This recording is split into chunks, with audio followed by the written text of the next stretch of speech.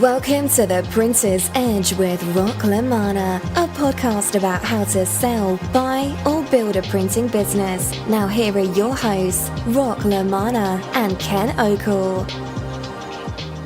Welcome to the Printer's Edge podcast presented by the LaManna Alliance. Hi, I'm Ken Okel. So glad to have you here with us today. Joining me is LaManna, and today, we're talking about one of your special processes, how you help optimize opportunities for entrepreneurs through something called the roadmap. You got it. I'm ready to go. Take us, you're behind the wheel. Drive us through what exactly is this roadmap process that you have. Well, we're gonna start out with the sell side roadmap, and it's a 3-step process.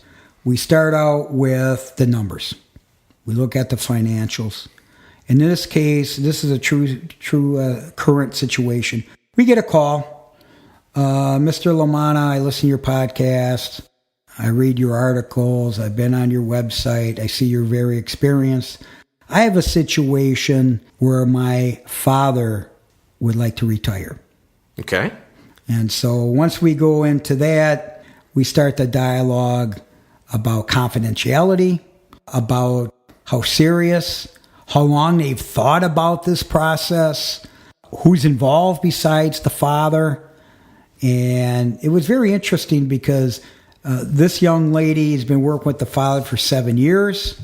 The father owns 70% of the business, and the 2 sisters, or her aunts, own 15% each. They've been in business for over 40 years. We started the dialogue. And one of the first things that I look into is understanding the facts. Because sometimes people exaggerate, they may not know. Exactly. And it also tells me how organized they are, how serious they are. And that basically tells me the timeline. The first thing we start working on is trust. Because you have to start a rapport. You have to really understand and be sensitive. Because this is something that for 40 years, 3rd generation, they're talking about exiting. Which really surprises me that the daughter isn't interested in buying the business. And so we go through that scenario. We talk about the emotional aspect, the mental aspect, the financial aspect, the vision, the objectives of the 3 owners and the daughter, why the synergy or the culture or the fit, why they can't structure a family continuation or succession, because I'm pro-family business and I wanted to learn more about the business. So I usually have the potential client or seller in this case give me more information. And when they provide that information, it shows me, first of all, in the timeline issue, how quickly they can respond with the right information. And I really found out in this case that this person was very organized. So with the very organization and the narrative that she gave me in written form of how serious they were about selling their family business, one of the things I asked is, since there's 3 owners, have you considered a third-party appraisal, evaluation of the business? And I couldn't believe it. They already outsourced it. They had a 4-month-old third-party valuation that gave a fair market value of the business. So that's a really good sign. Again, with the other details you were mentioning where you could tell they seem to be organized, that valuation, that's telling you something else. It's huge. It was huge. But behind the scenes, what was interesting was they were forthright by indicating that the 3 family members weren't strictly aligned. And that's very important to understand. But her father owned 70% of the business, so that's where the bottom line is going to come. Exactly. Is a 77-year-old is ready to retire, emotionally, mentally, and financially prepared. And so we start out, as I mentioned before, with our roadmap, which I've been working on for over 25 years that I basically utilize this process. I customize it for the industry. I know the questions to ask. I know the process. I know the equipment. And it's kind of like if I was taking a road trip, let's say. Oh, yeah. Every person, even if they're trying to get to the same place, they may have a different route. Exactly. And you have entrance ramps, you have yield signs, you have forks. Yeah, rest stops. Exactly. And so as we develop this dialogue, you keep it rolling. You keep it rolling. You got to keep those tires going. You keep in the right direction. You keep the momentum going. But at the same time, you want to understand where the pain is. Once you understand the pain and you could identify it and show that there's remedies and solutions, the key is being realistic in your recommendations. So once we get through the numbers are fact. That's it. And that's where the truth comes in. When it comes down to the 3 T's, that's the truth. The trust is going back and forth, keeping the dialogue going between the family and myself. And then we start discussing the role and basically how they run the business today. After 40 years, an ideal buyer is going to run it completely different. And of course, they're not looking at the past. They're looking at the future and the potential of the business. So once we have in the roadmap, basically we got the 3 criteria, which is the numbers, quantitative aspect of it, the qualitative aspect of it, and then we start really honing in on the key ingredients to customize the roadmap for the direction that they're going, meeting the objectives of all the parties. Because not only do we more or less figure out through experience, through knowledge, I'm already concentrating on who would be the ideal buyer for this business. For me, I'm going to recommend certain situations for the sellers. One of the biggest components of the roadmap is teaching discipline and patience, because these deals take time. Now, one of the first things that the seller in this case mentioned to me, the daughter, said, my father wants to sell in 6 months. That's pretty fast. Not only is it fast, in this case it's unrealistic, because it's basically a smaller business that a buyer needs to be bilingual in this region. A lot of the criteria, the equipment is basically dated. The business is over 40 years old and with no sales force. Okay. So it's at the point where this is a situation where it's going to have to be really marketed towards the right targets. So that's basically the roadmap is gathering the information, gathering the data, putting a game plan together, and as soon as possible. But at the same time, it's trial and error. But through my experience of 25 years, I've seen situations like this. This is not something that can't be done. I would take on this project. But I'm also going to be very direct to the family on what steps need to be taken, how to implement, how to execute, and the roles. Because everyone's got a role in this objective. And then also, another component comes in. That's the buyer. Of course. How do we make sure we target very strategically and very quietly the best potential ideal buyer for this business? And that's not an easy task. You talk a lot about the importance of having the win-win situation for that, the buyer and the seller, not leaving one side out of balance, feeling a grudge, feeling upset about the deal. Yes, believe me, a business like this, a successful business for 40 years in this family, that's a legacy. They care about their employees. They care about the situation, but it's at a time when we need to get the right team to take this business to the next level. So how do we do that? How do we find these right people? And it's not an easy situation. However, with 52 1,000 contacts in my CRM, 6,000 in my LinkedIn, eventually we get there. And a lot of it is marketing, a lot of phone calls, knowledge of the industry, knowledge of the associations, knowledge of talking to people, especially the successful companies that are looking for what we call an add-on or a tuck-in or a standalone. What's it going to take? Or will it take someone that happens to be in the business that wants to own their own business? We could help them get there. But the key is both the buyer and the seller to make sure they're aligned to go to the forefront. And they may need help, such as a transitional period of a year or so from the sellers and the new buyers. And then they could at least spend the time building a successful game plan and strategy along with this team building, the new team building that needs to be taken care of. You know, I remember the first day if you were doing a sport, especially if you were new to the sport or new to the school. And that first day could be humbling because you might realize, hey, I thought I was pretty good, but I actually got to work a lot harder. Is there a similar situation for some of these sellers where this roadmap process kind of focuses the dreams, the wants into more of a reality that they can focus on and it can actually happen? Well, if you want to go back in time of that analogy, it would be like you're a freshman in high school. Yeah.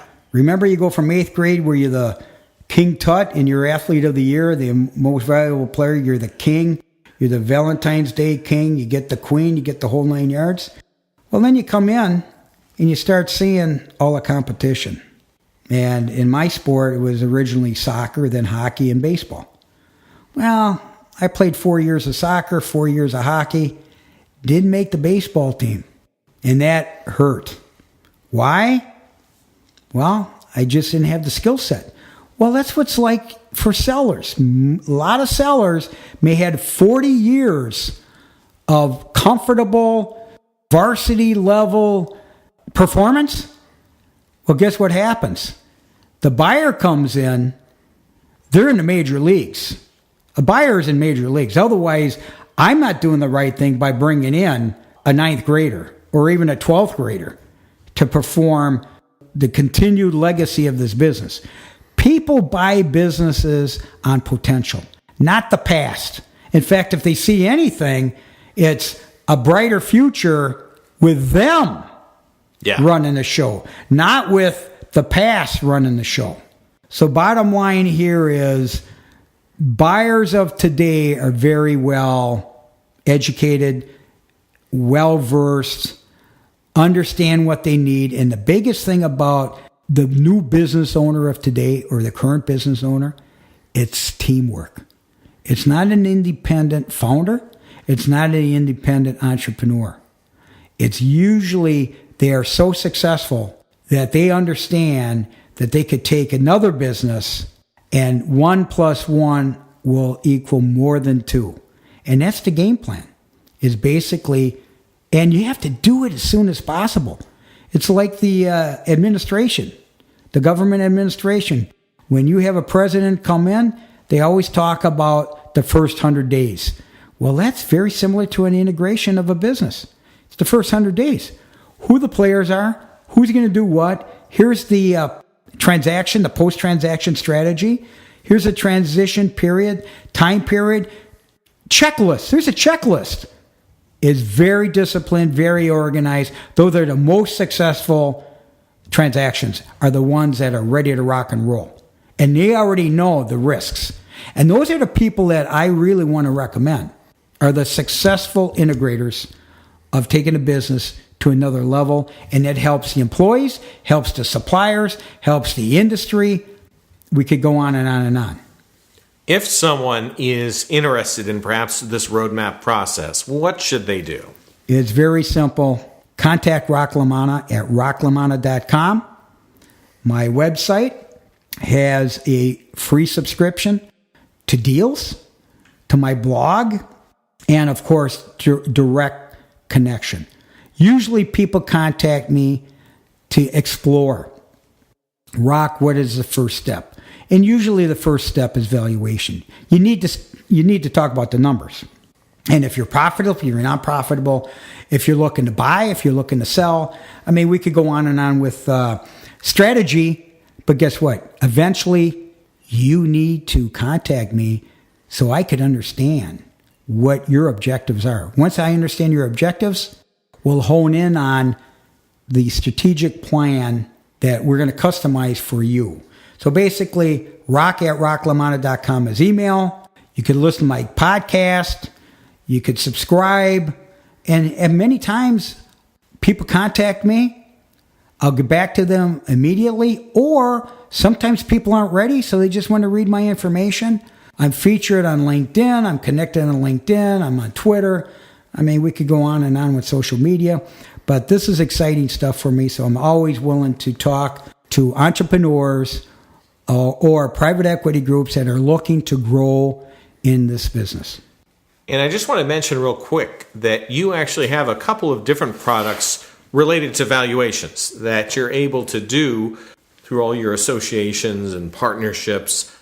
But there's also an entry-level project that you have for people where they can get it kind of testing the waters, just see where they're at. Maybe talk about that. It's peer comps, right? It's peer comps. It's been developed over the last 25 years. It's basically for the Main Street business, for entrepreneurs that are looking for a ballpark, what they call an opinion of value. Beyond that, if you're looking for something very sophisticated, like this family that we just spoke about, had 3 partners, there's going to be some type of discussion on valuation. What's a fair valuation? So what do? You get a third-party valuation. And these entry level is, you're talking about $150 on up, depending on how complex it is. So it's a great way to understand a fair market value of where you stand in the marketplace. And you could actually get more sophisticated as we go on when it talks about benchmarks and milestones and the value of your business if you did all the right things. Or you could take this valuation at its results and say, you know what, Rock, I want to build this business. How do I get there? How do I get bigger, stronger, faster? And we could help you get there. And it takes time. So bottom line here is you always need to start out with profitability, the valuation, how you compare to your peers. It's very, very important because they're watching out for you. And most of your competition probably feels that you're not as strong as they are. And many, many times I find out that it's the opposite. Some people may be smaller, but they may be more profitable than the bigger player. So the only way you're going to find that out is through evaluation. Rock, we always have a little segment we do, Rock on the Road, because you and I have actually been out in the marketplace quite a bit recently. Oh, yeah. In the past 60 days, we've been to ISA, we've been to a GPI right here in Florida, traveled quite a bit in the Midwest, looking at operations. And it's really hard to find today, for me anyway, is successful businesses that are looking to sell. Okay. And that's the hardest situation right now. There's a lot of buyers out there, but the buyers are very sophisticated. And a lot of entrepreneurs have a heavy concentration of customer. And that's a no-no, okay? Because there's always a risk that customer may leave. Always a danger, yes. Oh, yeah. And I'm hearing these stories all the time. Other issues are no succession, no family succession. Who do I talk to? Who can I trust? And valuations are always a big issue. And just the fact of keeping things quiet. And that's where the LaManna Alliance comes in, because that's what we pride ourselves on, the trust and the truth and also the timeline. Now, if it takes 2 years, if it takes 3 years, and believe me, it's 2 to 3 years ahead of time that you should really start planning, because there's steps. Each step, at the same time, you're running a business. And if you're running a business, you better be growing that business. And if you don't have the time to concentrate on and growing that business, you better bring somebody in. I'm working with a company in Texas right now. that we did a valuation for them 5 years ago. They brought their sons in. The sons, the father doesn't feel the son is ready to rock and roll. So I get the call back. Hey, Rock, it's not working out. Why is it not working out? We got to start back where the valuation is. They've grown the top line, but the bottom line hasn't grown, and why not? And also, if the father wants to seriously look at succession, we could help you get the right people to train your successor. And it takes time and patience and discipline. And the other big item that most fathers really don't look at, because I've been through the situation, is the opportunity. And to take that opportunity, you have to invest yourself. I'm talking about the successor should commit, should grow the business, help, understand the strategy, because you're the future. So bottom line here is I'm out in the marketplace. I write for LNNW, as you know, write feature articles. Find me on rocklamanna.com, blogs, monthly news. What else do we have? LinkedIn. A lot of presence there. It's just, we're going more and more video. Social media is making a huge impact. All the associations, I belong to all of them. The SGIA, PIA, the PAF. We could go on and on and on about being in the marketplace. And as well, on LinkedIn, we've had some interesting content lately, some video content that has ranged from a couple people who won innovation awards at the ISA, talking about kind of what's their secret sauce. And people can also find out what happened to your golf clubs. They ended up supporting a very good cause. I've achieved many of the things that I wanted to achieve, and now it's time to pass on and pay it forward, play it forward, whatever you want to say. I've been very fortunate to have mentorship, leadership, opportunities that I would have never had if I didn't have that opportunity to engage in these situations. So my hope is that I could pass on opportunities for others to recognize and also expand. So for the full scoop, you got to follow Rock on LinkedIn. The stories he was telling you about, you can find them right there. And if you want to find out more about me, hey, my name is Ken Okel. You can go to my website. I'm a professional speaker. I help make people more productive, help them make more money. Website address, kenokel.com, KENOKEL.com. Well, Rock, as we wrap this one up, I guess we got to say, see you in the marketplace. This is The Prince's Edge with Rock LaManna. Thanks for listening.